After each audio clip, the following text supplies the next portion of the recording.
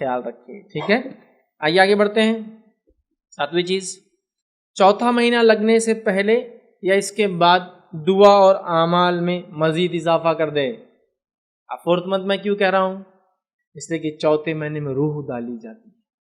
نبی اکرم صلی اللہ علیہ وسلم فرماتے ہیں بچہ ماں کے پیٹ میں ہوتا ہے، صحیح بخاری کی روایت ہے، میں تفصیلات میں نہیں جا رہا ہوں، سرسری طور سے رکھ رہا ہوں۔ بچہ ماں کے پیٹ میں ہوتا ہے 40 دن 40 دن اور 46 دن، 40 40 and 40 ہوئے کتنے منتھس؟ 4 منتھس، یا اپروکسیمیٹلی 20 ویکس۔ اگر ویکس کا حساب لگائے، ڈاکٹر ویک کے حساب سے چلتے ہیں ہمارے پاس کہ 20واں ہفتہ چل رہا ہے نا، 40واں میں پریگنینسی ایکسپیکٹڈ ہوتی ہے یا اس سے پہلے، جو بھی، بہرحال ویک سے ہم لوگ چلتے ہیں، کتنے ویک ہوئے، بہرحال تو 20 ویکس اپروکسیمیٹلی 4 منتھ، جس کو میں کہوں گا 4 مہینے۔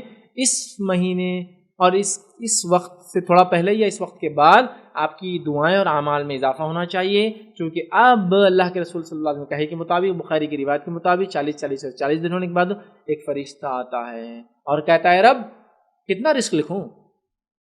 اللہ تعالیٰ کہتا ہے اتنا رزق لکھ، سمجھا؟ تو اے رب کتنا رزق لکھوں، وہ سوال کرتا ہے۔ دوسرا وہ کہتا ہے اے رب اس کی موت کا کیا معاملہ ہے، کیسے، کہاں، کیسے مریں گا، وہ لکھ دیا جاتا ہے۔ اور یہ نیک بخت ہوں گا لکھ دیا جاتا ہے یا بدبخت ہوں گا لکھ دیا جاتا ہے۔ 4 چیزیں آپ کے رائٹ۔ اب تو اور انکریز ہو جانا چاہیے آپ کے اعمال، چوتھے مہینہ آتے ہی، آنے سے پہلے یا آتے ہی، اور اس کے بعد والے مہینے میں، چونکہ اب بچے میں روح پھونک دی گئی ہے، اب وہ خالی گوشت کا لوتھڑا یا خون کے لوتھڑے سے بڑھ کر انسان ہو گیا ہے۔ کیونکہ انسان کے لیے ضروری کیا ہے؟ جسم، جان اور روح، تینوں چیزیں مل کر انسان بنتا ہے، ورنہ اگر روح نکل جائے تو انسان میت بن جاتا ہے، اس کو مردہ بولتے ہیں، انسان نہیں بولتے، مر جاتا ہے۔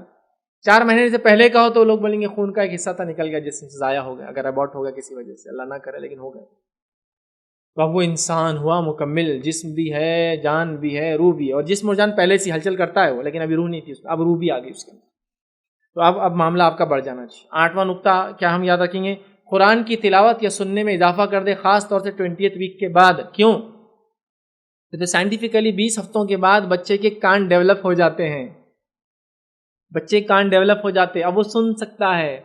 تو میں سمجھتا ہوں اس سے بہترین کیا تحفہ ایک ماں اپنے بچے کے لیے دے سکتی ہے کہ اس کو اس کی پیدائش سے پہلے اس کے رب سے جوڑ دے، تلاوت قرآن کی۔ وہ اب سنتا ہے، وہ اب سنتا ہے، اپنی ماں سمجھتا ہے۔ میں دہرا رہا ہوں، آپ بولیں گے کیسا، بھی ٹائم نہیں میرے کو سب ایکسپلین کرنے کا، ورنہ آپ سائنٹیفک ڈاکیومنٹریز دیکھیں، بچہ ماں کی زبان کو، باپ کے الفاظ کو سنتا ہے، سمجھتا ہے، زبان بھی سمجھتا ہے۔ اس کا ایکسپیریمنٹ کیا گیا تھا، مختصر بتاتا ہوں۔ ایکسپیریمنٹ یوں کیا گیا تھا کہ چائنیز بچہ پیدا ہوا، جرمن جوڑے کو دے دیا گیا، جرمن بچہ پیدا ہوا، چائنیز جوڑے کو دے دیا گیا، دونوں بچوں کی ہلچل بند، کیونکہ جرمن جوڑے کا بچہ چائنیز کے پاس ہے، وہ بات نہیں سمجھتا ہے، جبکہ پیٹ میں کچھ اور سن رہا تھا، پیدائش کے کچھ اور سن رہا ہے۔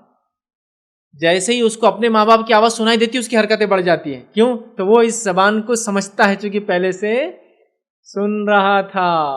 اور اس کو کیسا انہوں نے تجربہ کیا؟ اس کے منہ میں نپل دے دیا، نپل میں سینسر لگا دیے۔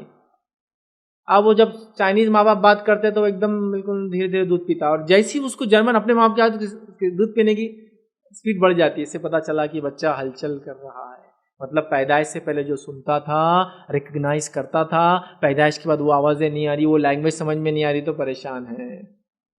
دیکھیں سائنٹیفک بھی ثابت ہے۔ تو اپنا قرآن کی تلاوت کریں کثرت سے، یا پھر تلاوت نہ کر سکتی ہو کسی وجہ سے تو سماع سنیں، کیونکہ وہ بھی سن سکتا ہے، لیکن خطرہ، وارننگ کیا ہے معلوم آپ کو؟ آپ پکچر دیکھیں تو وہ بھی سن سکتا ہے، آپ کفریہ کلمات بولے تو وہ بھی سن سکتا ہے، آپ گالی دے تو وہ بھی سن سکتا ہے، ماں باپ جھگڑا کرے تو وہ بھی سن سکتا ہے۔ اچھی باتیں کیجیے، سمجھ رہے بات کو؟ سنتا ہے۔ تو قرآن کی تلاوت یا سماع، اور یہ بڑا تحفہ ایک ماں کی طرف سے اپنے بچے کو، کہ اس کے پیدائش سے پہلے اس نے اس کے رب سے اس کو جوڑنے کی کوشش کی۔ بڑی بات ہے، یاد رکھیے، بڑی بات ہے۔ آئیے 9ویں چیز، صبر کرے پیدائش کی تکلیف پر۔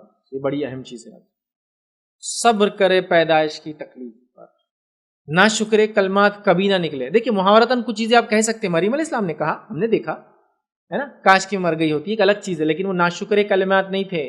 محاورتاً کہا جاتا ہے کہ تکلیف کو سمجھا، جیسا آپ کے اس کو آیا اور کہا کہ بھائی کیسے، کیا چل رہا ہے، تو آپ بولتے یار ایسی تکلیف ہے، لگتا پہاڑوں کے بیچ میں کچلا جا رہا ہوں، لیکن آپ ناشکرے کلمات نہیں، اپنی تکلیف کو ایکسپلین کر رہے ہیں۔ ایگزیجریٹ کر کے مثال دے کر محاورتاً، سمجھے آپ، لیکن حقیقتاً نہیں ہوتے وہ جملے. تو لیکن حقیقت میں کبھی کفریہ کلمات، ناشکری کلمات، کیا مصیبت ہے، ایسا ایسا نہیں کہنا. ہاں تکلیف ہو سکتی ہے، میں جانتا ہوں، میں سمجھتا ہوں، لیکن صبر سے کام لے.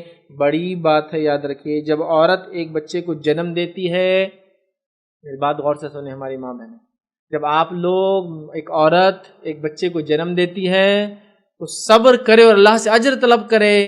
آپ ایک بچے کو جنم نہیں دے رہی ہو، میری بات کو غور سے سنو، ایک نئی نسل کو دنیا میں لا رہی ہو. پتہ نہیں یہ نسلیں کتنے زمانے تک اس دنیا میں باقی رہیں گی. تو اے عورت، اگر تم یہاں صبر کرو گی، اللہ سے اجر طلب کرو گی، تو ان نسلوں کا اجر تمہارے نام عمل میں لکھا جائے گا. سبحان اللہ، چھوٹا موٹا نہیں، نسلوں کا، جنریشنز آفٹر جنریشنز.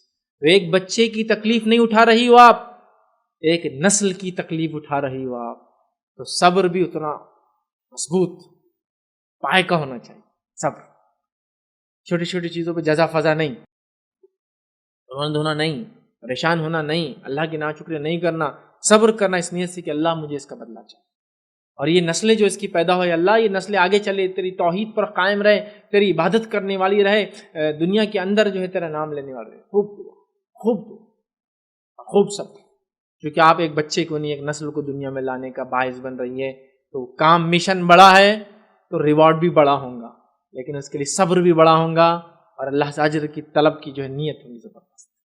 جی آپ بات سمجھے، آپ بات یہ بات ذہن میں رکھی میری ماں بہن نے. تو صبر کرنا آسان جائے گا انشاءاللہ، ٹھیک ہے. لیکن ہم جانتے